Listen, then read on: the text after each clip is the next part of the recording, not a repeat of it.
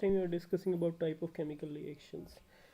So in that we have discussed about combination, decomposition, displacement and double displacement reactions. So combination reaction, I just want to give a recap of what we have studied earlier. In these reactions, two elements or two compounds will combine together to form a single compound, and that single compound is like if we say that sodium and chlorine will react together to form sodium chloride. This reactions is also known as synthesis reaction. The second type of reaction is decomposition reaction. As the name suggests, this reaction is reverse of combination reaction.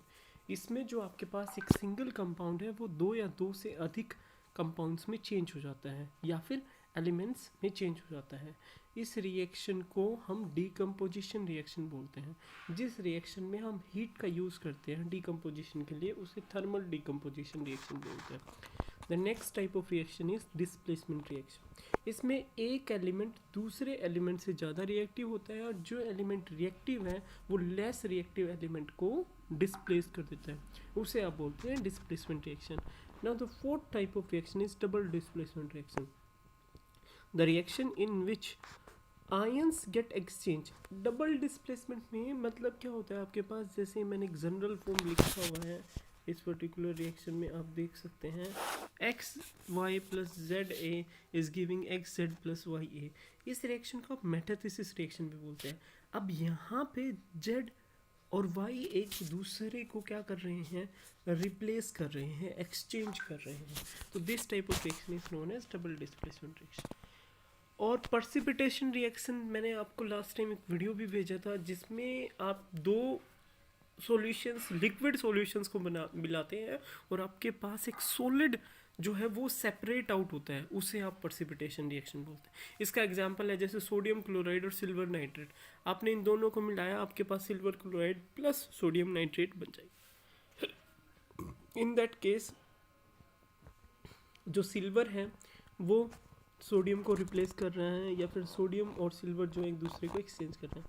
Now today we will discuss about oxidation and reduction. Now you have seen that अगर आपने किसी लोहे की वस्तु को बाहर छोड़ दिया, if you have put any kind of iron material outside in atmosphere which have moisture or oxygen, उसकी वजह से आयरन रस्ट हो जाता है. अगर आप सिल्वर को या फिर चांदी को आपने देखा होगा आफ्टर सम टाइम वो काली पड़ जाती है बिकॉज उसका ऑक्सीडेशन हो जाता है. ऐसे ही अगर आप कॉपर पाउडर को हीट करते हो तो कॉपर ऑक्साइड बनता है which get oxidised. Now what is oxidation? Oxidation is gain of oxygen और लॉस ऑफ हाइड्रोजन. जैसा कि इस रिएक्शन में दिखाया हुआ है, जो आपके पास कार्बन मोनोऑक्साइड और Fe2O3 है, इसमें जो आपके पास Fe2O3 आप देख रहे हैं और कार्बन मोनोऑक्साइड जो देख रहे हैं, कार्बन मोनोऑक्साइड एक ऑक्सीजन को गेन करके कार्बन डाइऑक्साइड बना रहा है और Fe2O3 एक ऑक्सीजन को लॉस कर रहा है, तो वो रिडक्शन है. Oxidation is gain of oxygen और oxidation is loss of hydrogen. CH4 में देखिए, CH4 जो है वो हाइड्रोजन को लॉस कर रहा है, ऑक्सीजन को गेन कर रहा है. Again this type of reactions are called oxidation reaction. Now the next type is reduction. Reduction is loss of oxygen and gain of hydrogen. इसमें कॉपर ऑक्साइड जो है वो अपने ऑक्सीजन को लॉस कर रहा है, इसीलिए इस रिएक्शन को हम कौन सी रिएक्शन बोलते हैं? This reaction is known as reduction reaction. Reduction gain of hydrogen भी होता है. Okay, now next we move on to what do you understand by redox reaction. Redox का मतलब है रिडक्शन और ऑक्सीडेशन दोनों.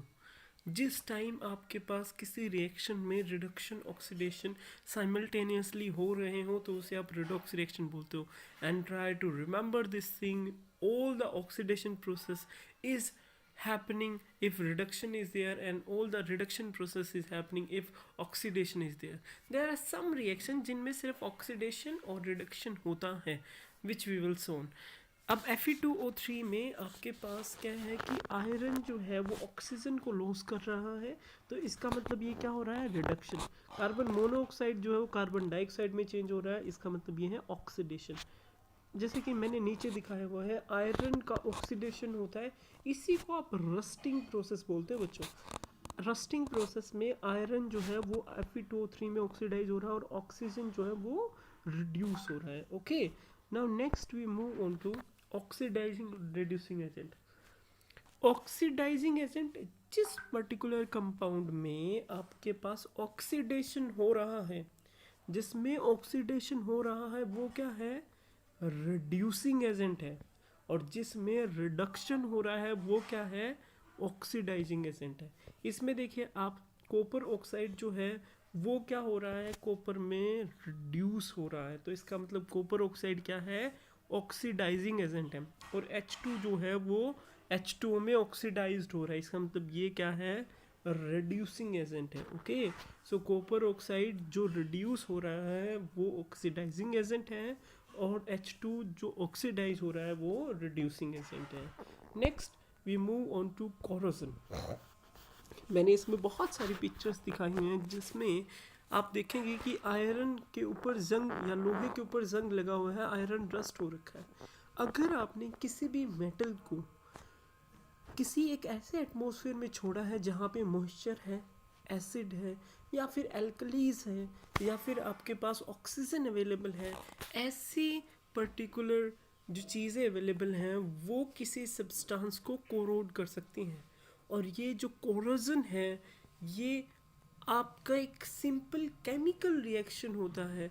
इसको आप ऐसे भी डिफाइन कर सकते हैं कि डिस्ट्रक्शन, डिस्ट्रक्शन मतलब मटेरियल जो है उसके ऊपर एक परत जम जाती है, एक लेयर आ जाती है, oxidised layer, by chemical reaction with the environment. तो कोरोजन क्या है, corrosion when a metal is attacked by a substance which is moisture, which may be oxygen, which may be acid, and the substance get corrode, substance corrode हो जाता है, और ये जो process है corrode की वो से आप बोलते हैं corrosion. Now what is rancidity? Next topic is rancidity. आप एक सिंपल एग्जांपल लीजिए, अगर आप ऑयल्स को, फैट को एटमॉस्फेयर में छोड़ देते हैं खुला, एक्सपोज टू एयर, तो ऑयल और फैट ऑक्सीडाइज हो जाते हैं। ऑक्सीडाइज मतलब उनकी जो स्मेल है, उनका जो टेस्ट है, उनका जो कलर है वो चेंज हो जाता है। अगर आप सरसों के तेल को किसी पीतल के बर्तन में या फिर और किसी बर्तन में रखते हो और ज़्यादा टाइम तक रखे रहने देते हो इन एयर, ओपन एयर में, तब आपके पास जो स्मेल है, टेस्ट है और जो कलर है वो चेंज हो जाता है किसी भी ऑयल का और फैट का। उससे आप बोलते हो रेंसिडिटी। रेंसिडिटी का एग्जांपल आप ऐसे भी ले सकते हो, अगर आप चिप्स के पैकेट को खुला छोड़ते हो then you will find the change in taste and colour, okay, even the smell changes. Now next we move on to, we are done with the all the theory we have studied in this chapter. हमने सब कुछ almost कर लिया है. Now we will study NCERT problems with their solutions. Now first question is, why should a magnesium ribbon be cleaned before burning in air? Magnesium ribbon को हम clean क्यों करते हैं हवा में या फिर एयर की प्रेजेंस में जलाने के लिए?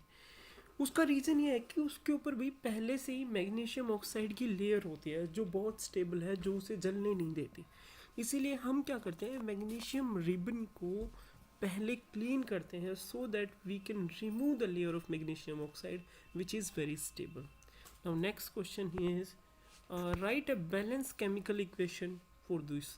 हाइड्रोजन और क्लोरीन मिलके HCl बना रहे हैं. मैंने आपको बैलेंसिंग ऑफ केमिकल रिएक्शन बताया था.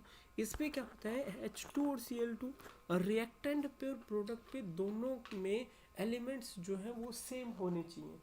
अगर वो दोनों सेम रहेंगे तो इसका मतलब आपके पास जो रिएक्शन है वो बैलेंस्ड है.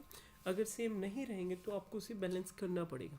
H2 और Cl2 में 2 हाइड्रोजन और 2 क्लोरीन है रिएक्टेंट साइड पे, और HCl में एक सिंगल हाइड्रोजन सिंगल क्लोरीन है, इसीलिए हम इसे 2 से मल्टीप्लाई करते हैं.